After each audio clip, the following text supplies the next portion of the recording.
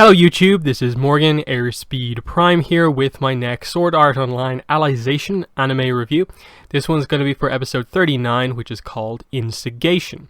So this was a very interesting episode. I suppose primarily more of a setup episode for stuff coming in future episodes, in that unlike last time out where we got the big Ender the Broccoli fight, this one was more setting the stage on a lot of the different battlefronts for what is to come.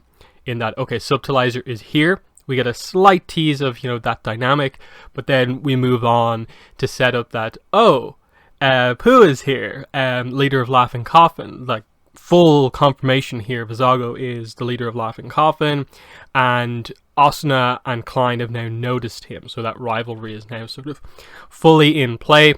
The Korean players as well as the Chinese players enter the underworld on the side of, I suppose, the American players and the invaders against, our hero characters.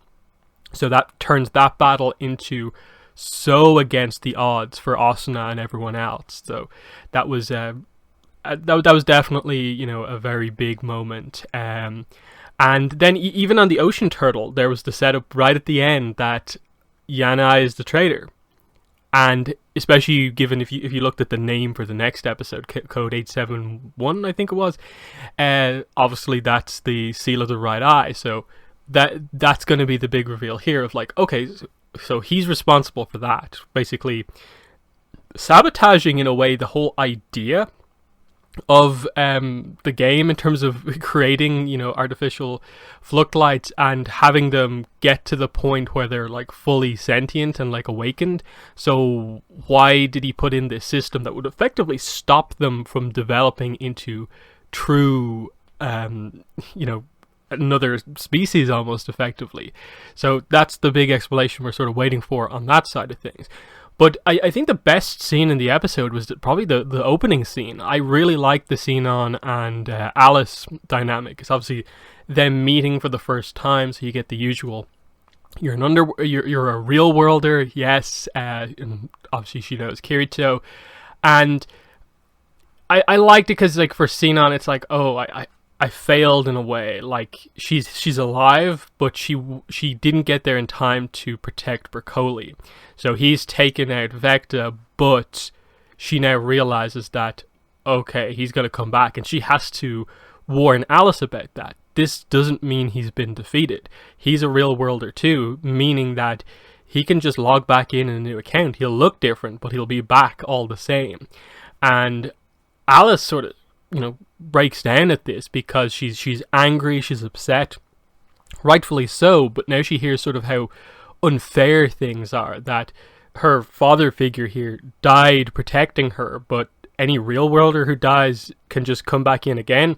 It just doesn't seem right. And I really liked Xenon's response of just bringing up that, so does that mean, Kirito is that way as well? That his, fights aren't real? No, he put himself just as much on the line, and he did get hurt. His soul took actual damage in this, and for the people who love him, it took a while for us to kind of realize why Kirito put himself so on the line for this, for you, Alice, in the exact same way that Broccoli did. So I thought that was great, bringing that together of the importance of both Broccoli as an underworlder and then Kirito as a real worlder, both putting themselves on the line for Alice and her gaining that sort of understanding to the situation, that it's still obviously very different for real worlders, but that's the situation overall. And then it's just a situation where she just tells Alice, you have to continue on to the World Ends altar. That's what this whole fight is about, is protecting you, getting you out of here. You have to continue on. I'll stay here because I assume he is going to log back in this exact spot, which is exactly what happened. So Alice gets a good head start heading to the World End altar, which is obviously the sort of it's like the time limit in a way on the series, that Alice is now on the last leg of the journey to getting logged out, meaning we are 100% in the end game at this point. All of the pretty much major final fights, of course, outside of Kirito's final fights, are being set up at this point. So You can tell we're sort of in the countdown to the finale here, which is really good to see that they're building it up this much already, in that this fight between Xenon and Subtilizer is going to be pretty big, because this is Xenon's, I suppose, main rival within GGO, in that she's definitely one of the best players, yet here is a player who previously defeated her, as we saw back in like the early episodes of Alicization. Her getting sort of like basically literally choked out. That's what the reference was here in his appearance in this episode to that. So that's going to be a pretty big thing to see how they do the fight. Xenon's big fight here, and I like that they've given this to her. It was interesting that that we didn't see Lifa within the episode, but obviously the setup there is that on the Sheta and Iskon side of things, that's the section of the plot that it seems like there's not a lot going on, and she obviously met up with someone from the Dark Territory, and that's the Dark Territory army primarily fighting there. It's Sheta assisting the pugilists. So where are those two going to end up, Lilpalin and Lifa? Of course, it's with that side of the army. So even though it looked like they were just about to die, the immediate setup is there from the previous episodes for who's going to arrive on the scene, which I definitely liked. And I suppose speaking of that, again, it was only really covered within like an episode or two during the last batch of episodes we got before the break. But Sheta and Iskon's relationship and how it sort of developed on the battlefield is really well done, given that it doesn't get a ton of screen time. I really liked what they're sort of doing with like Administrator towards the end here, of that she isn't just this completely heartless character, as they showed with the sort of little bit of backstory as Broccoli died, but also showing here with Sheta that she gave her this sword with this idea of maybe towards the end of your life you'll realize the significance of this sword and what you're sort of meant to do with it. And finally, in the middle of this fight, she realizes the whole significance of this, how it fits that she has this sword that can basically cut through anything, and the mentality to cut through anything. Of course, the big change for her is, what if she encounters something that she, not just that she can't cut through, but that she doesn't want to cut through? And so that in a way leads to the sword breaking, but it's also that almost that sort of curse of just wanting to cut everything breaking as well, and that she's obviously fallen in love with Iskon. And I like that even though they're just two complete warrior characters, there's just immediately that connection. They're on the same page of just like, yeah, I wish we could have, had some time to start a family. Our child would have been incredible, the best pugilist ever. And then Sheta's just like, yes, our child would have been a knight, the best knight ever. And it's just, they kind of bond in the end over that as warriors. Highlighting just, a romance on the battlefield from both sides of the forces here, showing that there's hope for stuff like cross Dark Territory and human territory, which is definitely kind of good to see.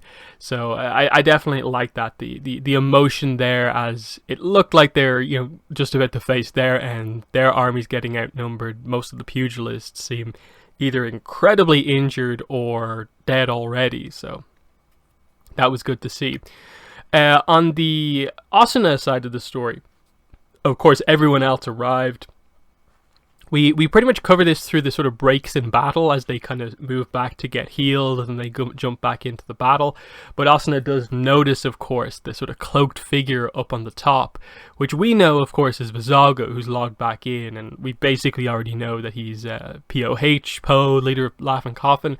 But here, together, they finally make that connection themselves and realize that another SAO player is back in the game. And this is a big plot in a way. This was the one thing left over really from SAO, and it goes all the way back to like the start of this arc and even the other arcs. Like, it involves GGO of just when the game was cleared, Laughing Coffin players got out as well, and they have since caused havoc in other games and in the real world, including the very beginning of the Alicization arc.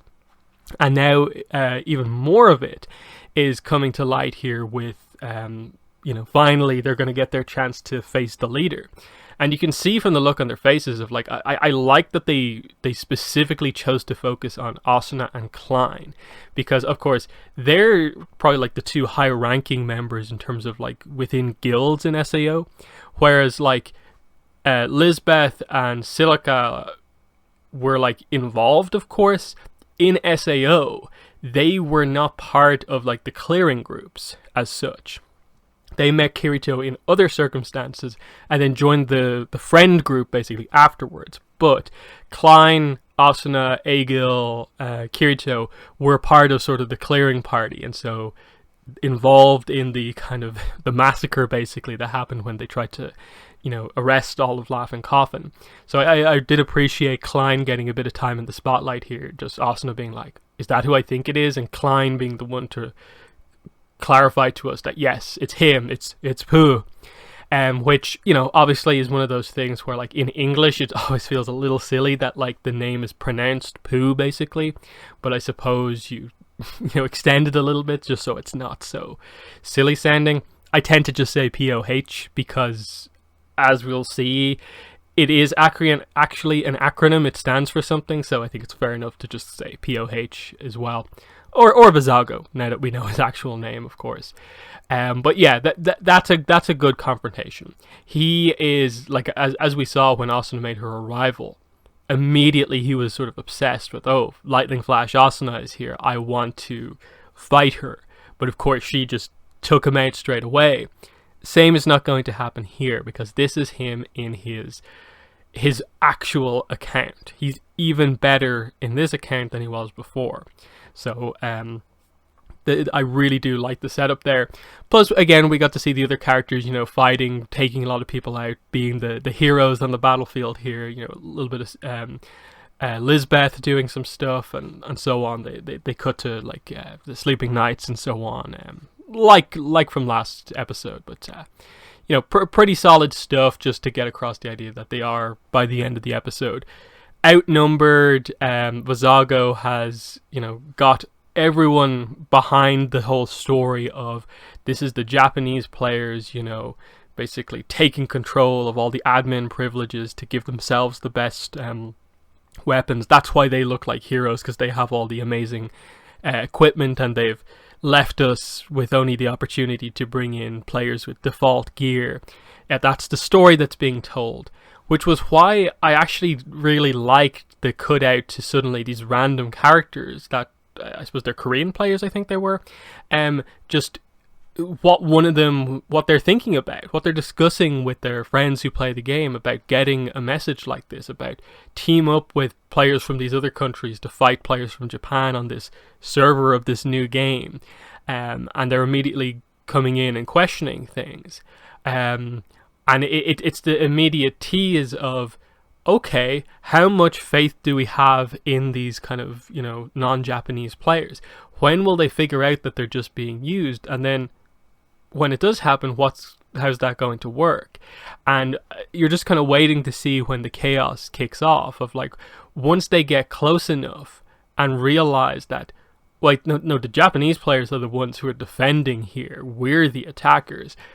How are those people going to feel, and how's that going to work? But I thought it was a nice idea to just, you know, show what would usually be a cutout to one of our main characters, just to like, oh, here's a Korean player, like just how they experience this. The other side of the story, the last one, I suppose, Ocean Turtle, we have Higa and Yanai making their way down to make the connection of the 3 soul translators to Kirito's Fluxlight, I suppose just connecting them to the main system so that they can potentially fix Kirito's Fluxlight. So that's the big setup on that front.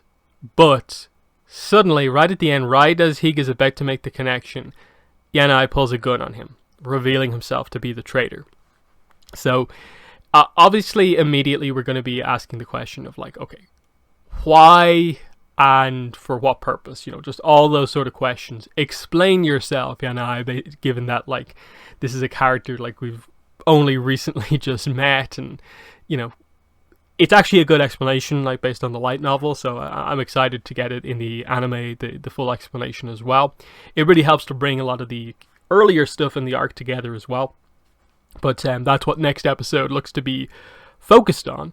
And yeah, that's pretty much where the episode ends, is just with like, we're in a good place in nearly all of the main sections of the stories. Like, big fights are about to happen all over the place.